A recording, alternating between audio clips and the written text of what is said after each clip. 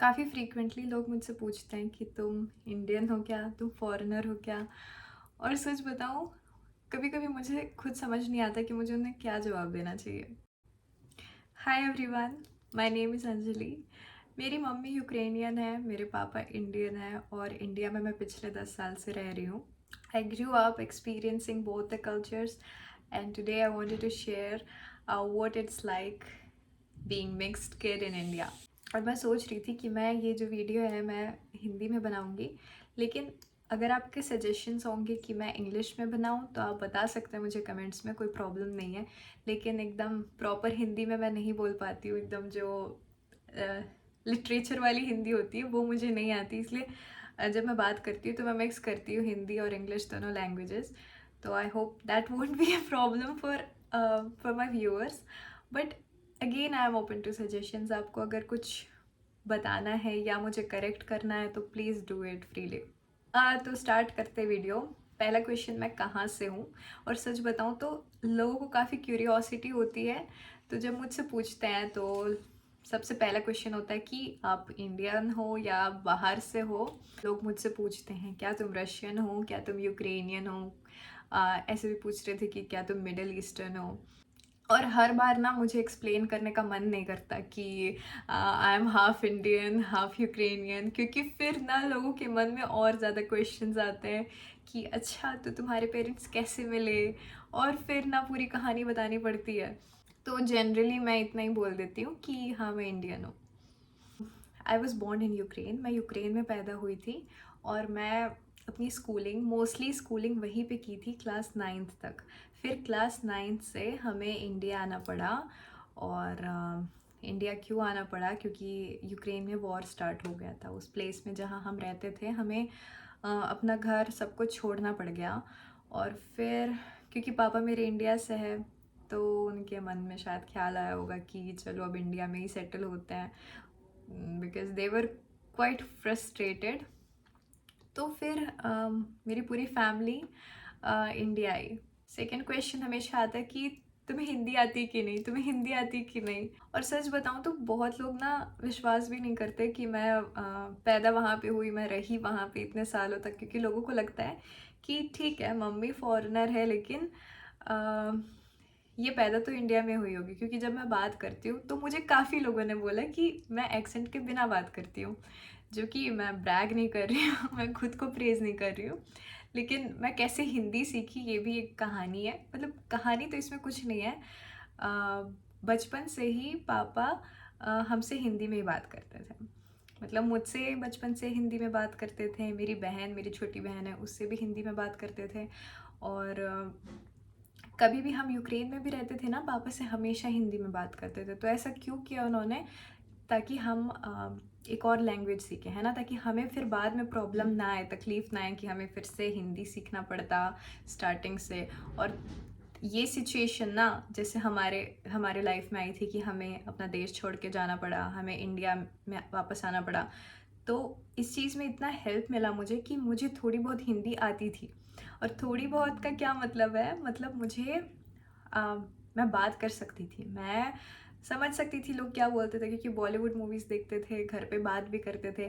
लेकिन हाँ, वैसे फ्रीली नहीं बात कर पाती थी, अपने फीलिंग्स नहीं समझा पाती शायद। और लिखना पढ़ना ये सब मुझे नहीं आता था, ये सब मुझे सीखना पड़ा जब मैं वापस इंडिया आई। तो ये भी एक अलग से स्टोरी है, क्योंकि जब मैं आई थी मैं क्लास 9th में आई थी और मुझे ना यहाँ पे एडमिशन नहीं मिल रहा था। और ऐसा था कि जब मैं 9th में आई थी तो बेसिकली वहाँ पे ना 9th क्लास बोर्ड होता है, लेकिन यहाँ पे 10th होता है। तो मैं वहाँ के बोर्ड्स देकर आई थी यहाँ पे, क्योंकि वहाँ पे 11वीं तक रहता है, यहाँ पे 12वीं तक रहता है, जितना मुझे वहाँ पे इतना ही है। तो बेसिकली जब मैं यहाँ आई थी ना, मुझे कोई एडमिशन देना नहीं चाह रहा था, क्योंकि मुझे ना हिंदी आती थी ढंग से, ना मुझे इंग्लिश आती थी। क्योंकि वहाँ पे जो लेवल की इंग्लिश सीखते हैं ना, मतलब वो एक अलग सब्जेक्ट है। लेकिन यहाँ पे क्या है, पूरा इंग्लिश मीडियम था, सब कुछ इंग्लिश में था। और हिंदी एक अलग से सब्जेक्ट जिसमें मुझे कुछ नहीं आता था। मतलब मैं बैठ के ऐसे सीखती थी, लिखती थी बच्चों जैसे, अलग से कौन सी मात्रा लगती है, क्या लगती है। और मेरे टीचर्स ने बहुत हेल्प करी, ये तो बात है। और शायद क्योंकि मैं बहुत अच्छे से हिंदी में बात कर लेती हूँ ना, तो लोगों को जो लोगों के मन में डाउट भी आता है कि अच्छा ये कहीं बाहर से हो सकती है, लेकिन जब मैं बात करने लग जाती हूँ ना तो वो सारे डाउट्स हट जाते हैं, तब फिर उन्हें लगता है नहीं ये तो इंडियन है पक्का।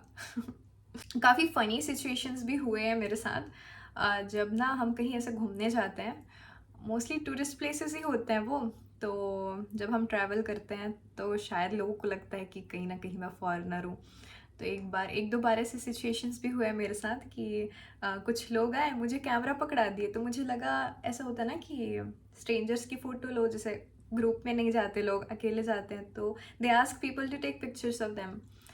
तो ऐसे ही मुझे फ़ोन दिए और मुझे लगा ठीक है मैं फ़ोटो ले लेती हूँ। फिर वो लड़की बोलती नहीं नहीं आपके साथ, और मैं ऐसे शॉकिंग देखती हूँ मेरे साथ क्यों।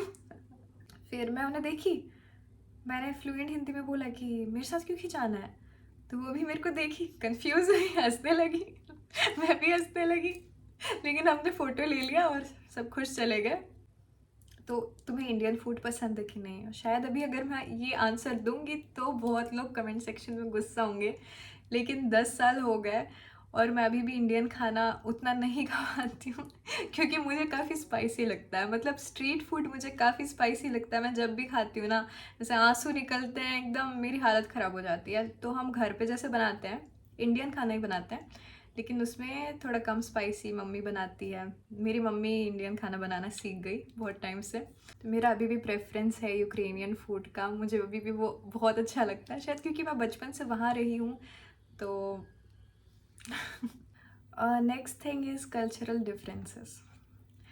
तो ये काफ़ी डिफ़िकल्ट था मेरे लिए फ़ेस करना, क्योंकि जब मैं आई थी मैं ऑलरेडी 15 साल की थी, और मेरे लिए ना इंडियन कल्चर बहुत ही अलग था। मतलब काफ़ी चीज़ ऐसी थी जो मुझे नहीं समझ आती थी।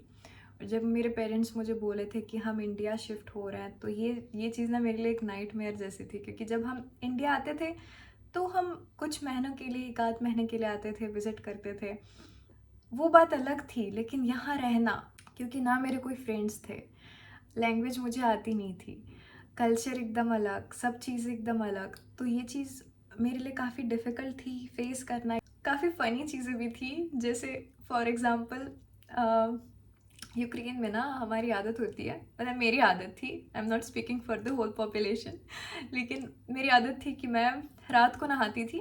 और मोस्टली वहाँ पे लोग ऐसे ही करते थे, जैसे रात को नहा लिए, सुबह उठ के काम पे चले गए, या तो मैं तो स्कूल जाती थी।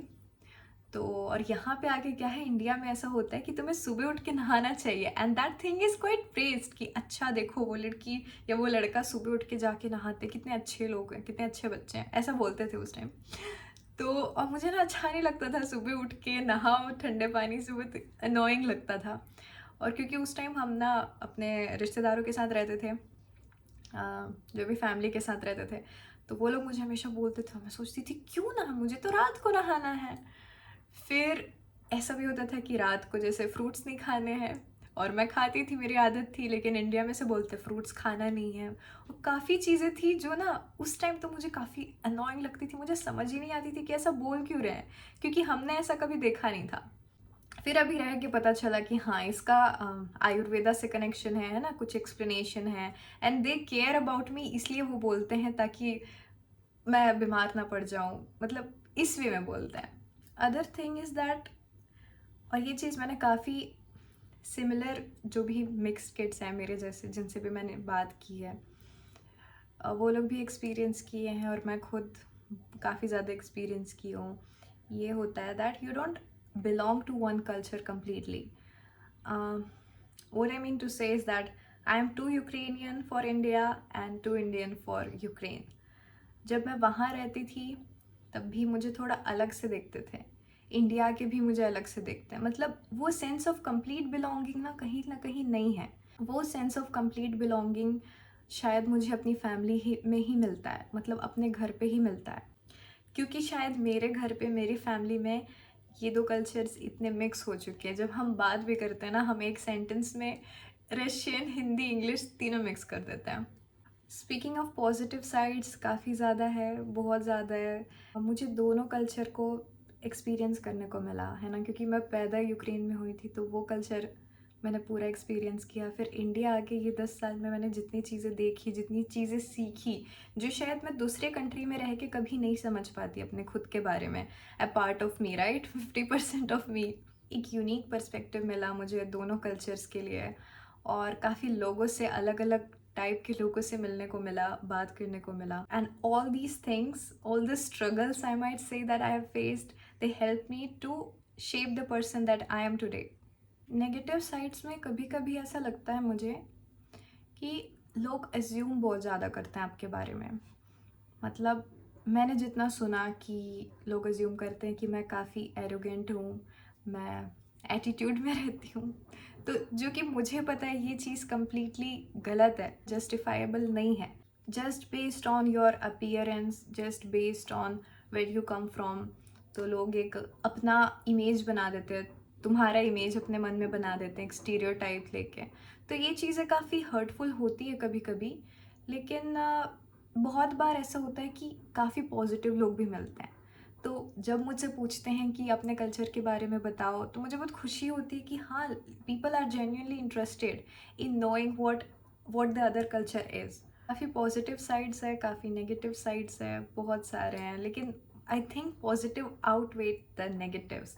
क्योंकि जो सबसे बड़ी चीज़ मुझे मिली, it's experiencing both the cultures.